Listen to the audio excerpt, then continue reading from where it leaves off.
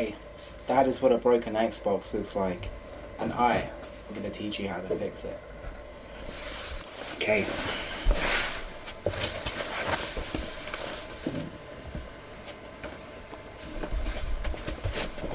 Get a few towels and wrap them around the air holes of your Xbox 360.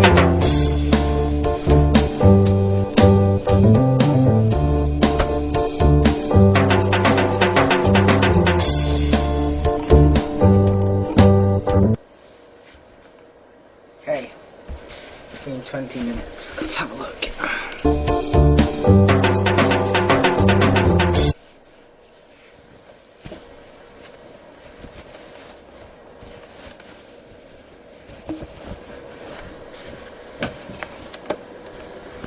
Ooh, nice and toasty.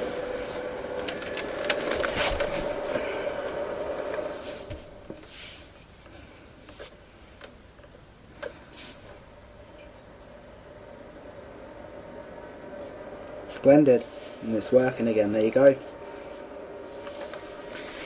See, that's all you need. 4 towels, a broken Xbox 360, and 20 minutes to waste. Oh yeah.